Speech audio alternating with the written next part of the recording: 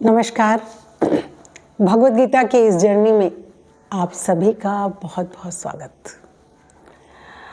अध्याय 1 समाप्त हो चुका है और हम पहुंच चुके हैं अध्याय 2 के दूसरे श्लोक पर। भगवद गीता का एक एक श्लोक, एक एक शब्द, एक एक भाव हमारे जीवन में हमारी हर समस्या को ख़त्म करने वाला है। हाँ, और हमारे जीवन में खुशियाँ भरने वाला होता है। भगवद गीता की जो इम्पोर्टेंस है वो सभी आप अच्छे तरीके से जानते हैं। तो भगवद गीता के दूसरे अध्याय के दूसरे श्लोक में, जैसे कि पिछले 2 श्लोकों में अर्जुन ने युद्ध भूमि में बैठकर अपने धनुष बाण को रख दिया और कहा कि अब मैं, और उसकी आंखों में इतने आंसू थे कि वो दिखाई भी नहीं, उसको नहीं दे रहा था। और उससे पिछले श्लोक में कह दिया था साफ साफ कि अब ये लोग कौरव जो मेरे सामने हैं, धृतराष्ट्र के सगे संबंधी, ये मुझे मार भी दें तो मैं शस्त्र नहीं उठाऊंगा और मेरे लिए मरना ही हितकर होगा। यही मुझे सबसे अच्छा लग रहा है। और भी पिछले श्लोकों में अर्जुन ने कुल मिला के बहुत सारी बातें कही कि मुझे तो राज्य नहीं चाहिए और मैं जीत भी नहीं चाहता और मुझे कोई भी सुख भोग भी नहीं चाहिए और मुझे युद्ध ही नहीं करना। मेरा मन इतना शोक में है, इतने दुख में है। तो अर्जुन की ये हालत देखकर अध्याय 2 के दूसरे श्लोक में भगवान कृष्ण ने कहा कि अर्जुन, इस विषम अवसर पर ये कायरता तुम्हें कहाँ से प्राप्त हुई? मतलब ऐसे अवसर पर जहाँ की दोनों सेनाएं युद्ध के लिए आमने सामने खड़ी हुई हैं और तुम कायरों की तरह ये कह रहे हो कि मुझे युद्ध नहीं करना है। तो विषम अवसर पर भगवान कृष्ण ने इसको विषम अवसर कहा है कि देखिए, हर चीज़ का एक अवसर होता है। किसी की मौत हो जाए तो हंसना बुरा लगता है, अजीब सा लगता है। ऐसे ही किसी की खुशी हो तो उस वक्त अगर हम रोएं, वो भी बहुत विषम अवसर है, अजीब सा लगता है।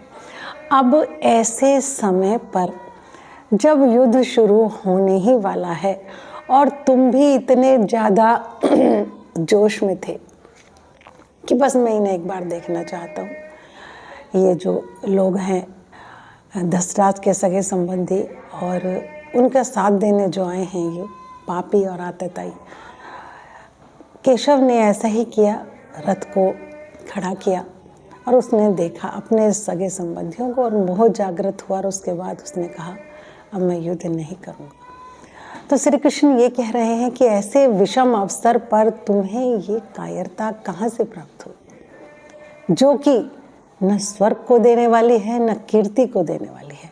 हर इंसान अपने जीवन में जो भी कार्य करता है वो तो इसलिए कि मुझे स्वर्ग मिले, मैं अच्छे काम करूं, अच्छी जगह जाऊं, या फिर मुझे मेरा दुनिया में नाम हो। इन सब चीज़ों के लिए इंसान काम करता है। लेकिन तुम ये जो काम कर रहे हो, पीछे हट रहे हो, ये किस लिए कर रहे हो? ना तो तुम्हें ये स्वर्ग देने वाला है, ना कीर्ति देने वाला है, बल्कि तुम्हारी अब कीर्ति होगी।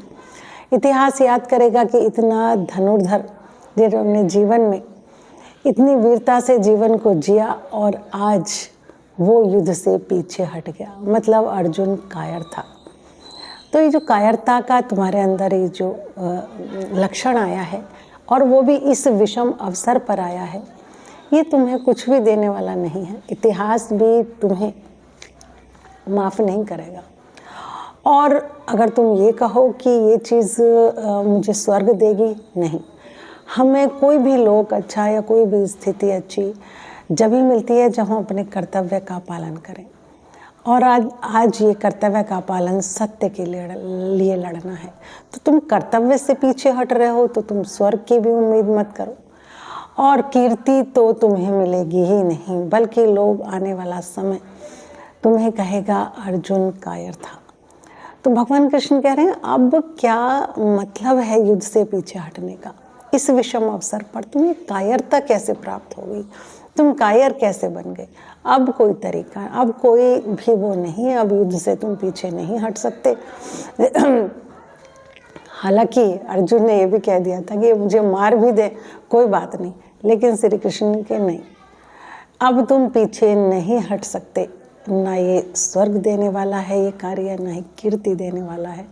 तुम्हारे लिए बहुत हर तरीके से तुम्हारा अब कीर्ति होगी। अगर तुम मर भी गए युद्ध में तो तुम्हें अच्छे लोग नहीं मिलेंगे, या जो भी है। भगवान कृष्ण ने कहा कि अब तुम पीछे नहीं हट सकते हो, अब पीछे हटने का टाइम नहीं है। और ये कायरता तुम्हें बहुत हैरानी से कही कि अब इस विषम अवसर पर तुम कायर कैसे बन गए।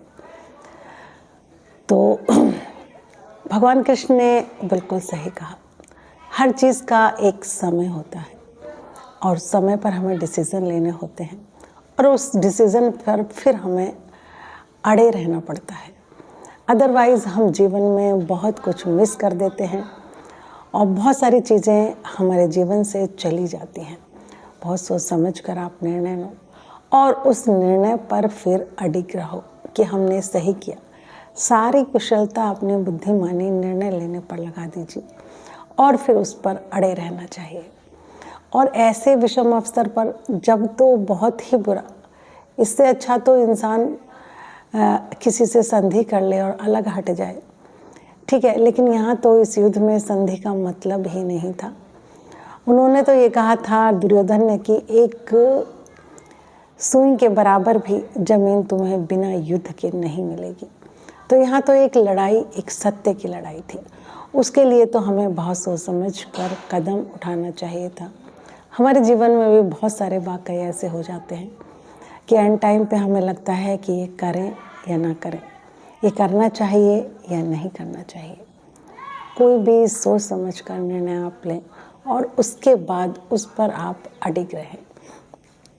अदरवाइज़ जैसे कि भगवान कृष्ण ने कहा है कि हे अर्जुन, अब जो तुम ये इस विषम अवसर पर कायरता दिखा रहे हो, इससे तुम्हें ना तो स्वर्ग मिलेगा और ना ही कीर्ति मिलेगी। जो लोग मेरे चैनल पर नए हैं प्लीज़ चैनल को सब्सक्राइब करें, और जो लोग पुराने हैं वे प्लीज़ मेरी वीडियो को आप शेयर और लाइक ज़रूर करें। नमस्कार।